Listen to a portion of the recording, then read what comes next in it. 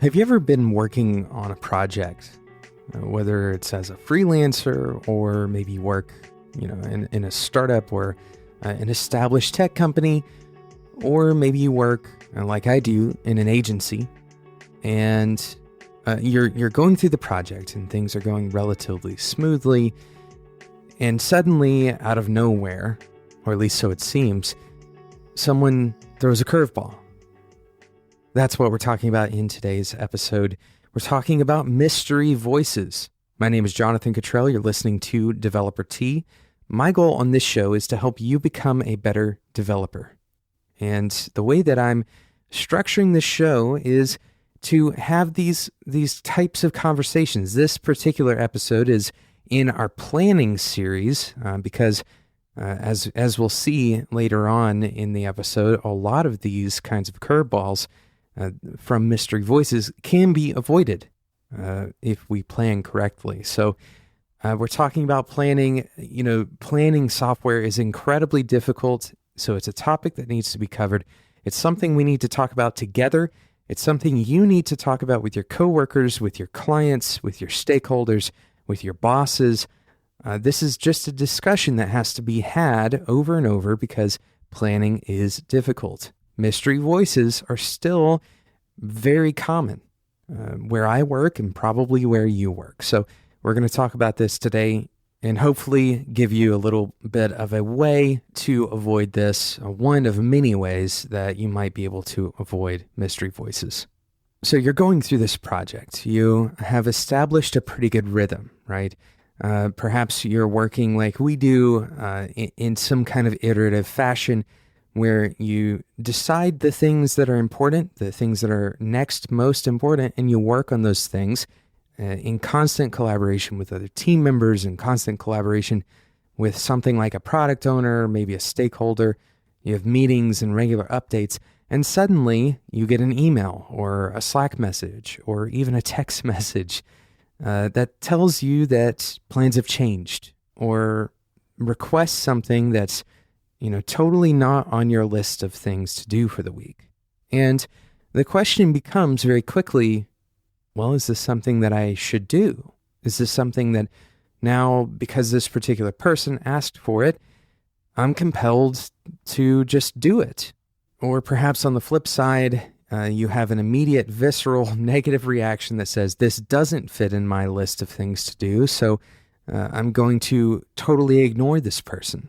And unfortunately, and on both sides of the fence, this is kind of a destructive scenario to be in, and it's one that we truly want to avoid. So we're going to talk about 3 different types of mystery voices in today's episode. We're going to talk about the first one, then we'll do a quick sponsor break, and then we'll cover the other 2 as well as a way to hopefully avoid this scenario altogether. So mystery voices, there's 3 basic types of mystery voices. And the first type that I want to talk about is kind of the one that we've already been discussing. And I'm going to call it the late to the project voice. Late to the project. And really what this voice is representative of is someone who has come in either outside of the process or perhaps after some initial planning parts of the process, a later stage in the working iteration, whatever that iteration is. This person has come in a little bit late and they've expressed an opinion or expressed a desire for the team to accomplish some kind of feature, right? Whether it's a feature or a bug or whatever the work is, they've expressed this request. And because it's outside of the process and perhaps unexpected, it's kind of difficult to know what the next step is, right? This person wasn't involved, and so they don't necessarily have the context that you may have if you were involved. And the general reaction might be to throw blame on this person, that they should have been involved earlier, or that they need to, take a step back and ask us whether or not we can do this thing that they're asking for, or ask what things we're already busy with. But this is also really not the most valuable way we can respond either. Once again, we want to avoid this scenario altogether. So That's the first kind of mystery voice, the late to the party, late to the project kind of voice. Let's talk about today's sponsor, and then we'll talk about the other two types of mystery voices. Today's episode is sponsored by Dolby. If you create web applications, many of the developers who listen to the show, you fall into that category, then you should be thinking about not only the visual aspects of what you create and not only the performance of the visual aspects, but also the audio and perhaps more importantly, the performance of the audio. Bad audio can turn people off. The quality of the audio matters. Trust me, I know this. I'm a podcast creator. The quality of the audio is important. And when you create a web application that has low quality audio, users will notice and users will care. 90% of users say that audio quality is an important aspect of their digital ecosystem. And your audio is included in that. So it's not like you need to go and invest in new audio assets. Truly, the audio that most of us are using has been recorded in studios with thousands and thousands of dollars worth of gear. And so that part is good to go. But most of the time, what you actually probably need is a better codec. And the codec allows people to hear the things that were recorded in that multi-$1,000, multi-million-dollar studio in some cases. The codec allows them to hear those details better. And this is exactly what Dolby is providing to you as a developer. You can go and check out the Dolby codec, and it's totally free for you. You can use it on Dolby's website, spec.fm/Dolby. You can use their online encoder. Of course, you can also use Dolby's encoders in audio editing programs like, for example, Adobe Audition, stuff that you're probably already using if you're editing audio. Go and check it out, spec.fm/Dolby. Thank you again to Dolby for sponsoring today's episode of Developer Tea. So we're talking about mystery voices. We've already talked about the late to the project voice, kind of like late to the party, right? The person who walks in, they don't really have the context, and then they provide their opinion or they ask for something, not having recognized that there's already a plan in motion. The second kind of mystery voice is the backseat driver voice, right? So we have late to the project and the backseat driver.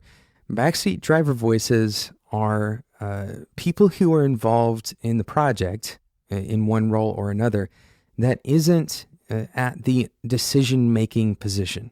And more specifically, for most projects, there's a stakeholder or a product owner, someone who is designated to make decisions about what features and what work is actually performed, right?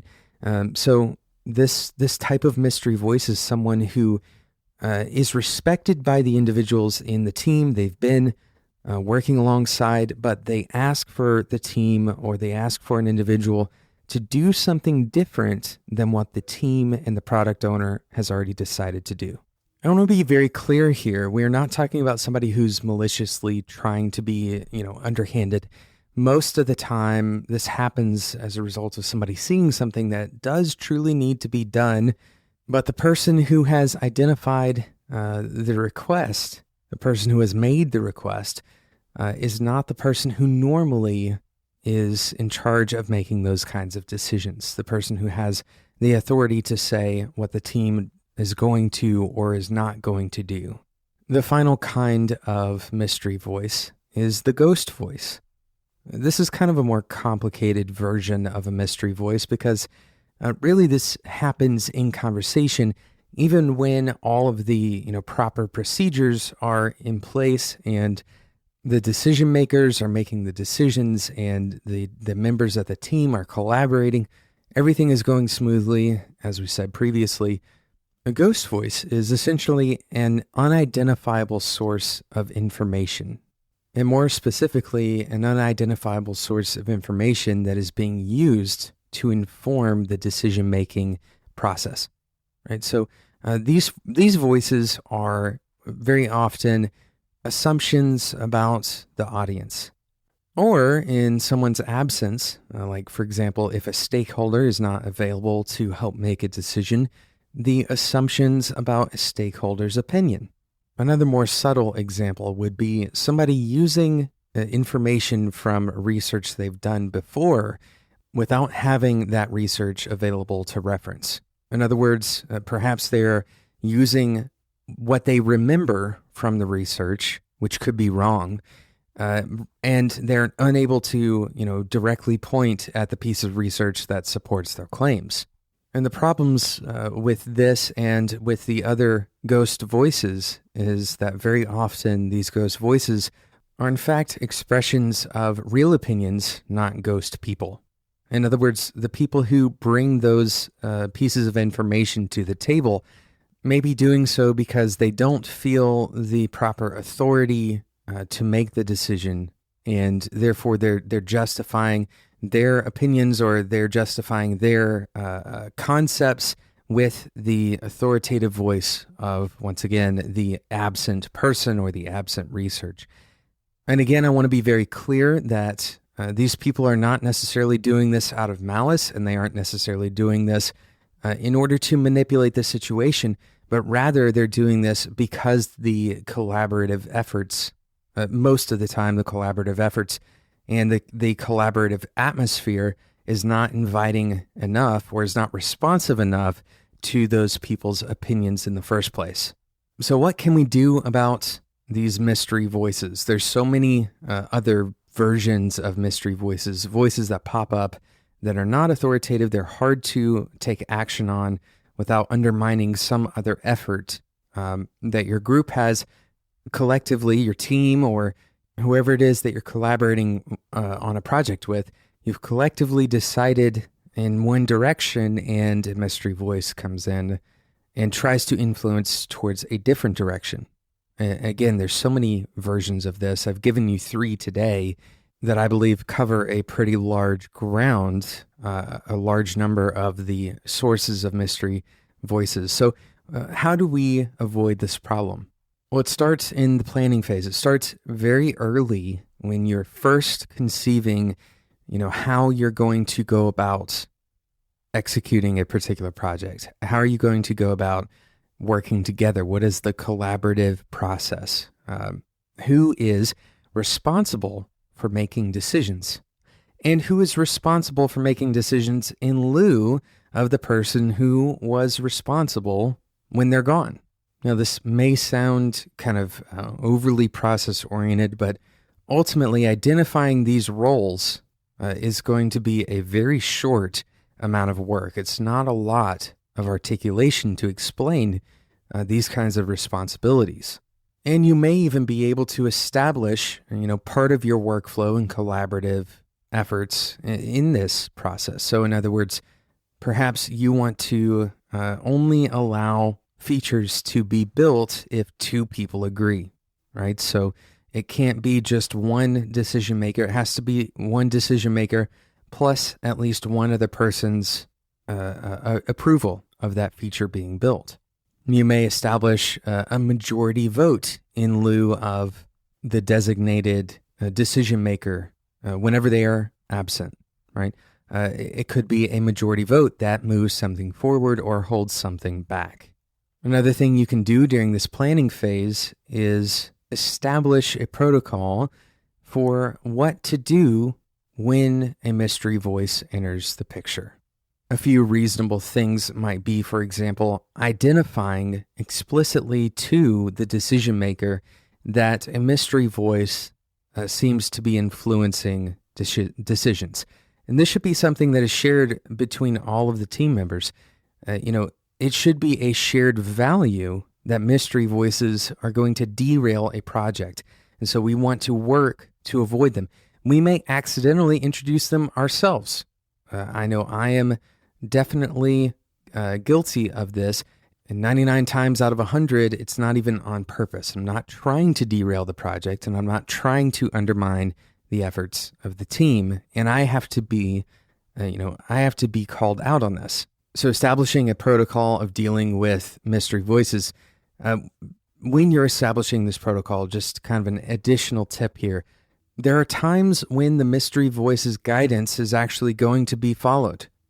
You shouldn't be so tied to your process that the people in your team and the decision makers can't adjust, even on the fly, to respond to the mystery voice. In other words, sometimes that mystery voice truly does have a very important detail, a very important feature that everything else needs to redirect and accommodate that feature.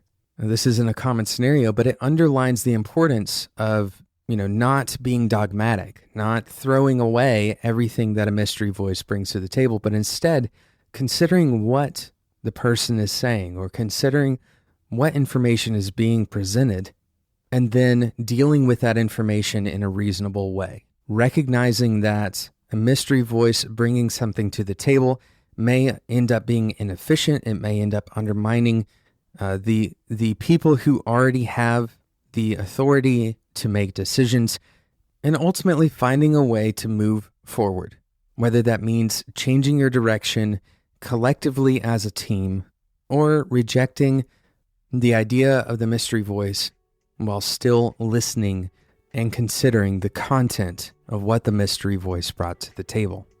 Thank you so much for listening to today's episode of Developer Tea. Mystery voices are a big problem, but they can also be laced with opportunity. So I want you to treat each other with respect. Don't yell at someone for bringing an idea to the table or for asking you to do something that isn't on your to-do list. Being dogmatic and being inflexible, these are things that can kill your career, and these are things that can kill relationships with your coworkers, and ultimately people will see you as a cynical and otherwise shut-off person. This is not something that you want to have as a part of your career, as a part of your identity, labels that people put on you. Thank you so much for listening. I hope this episode has been challenging, inspiring, insightful. I hope you take this conversation forward and figure out your own mystery voices and how you should deal with them, and not dogmatically, but flexibly. Thank you again to Dolby for sponsoring today's episode of Developer Tea.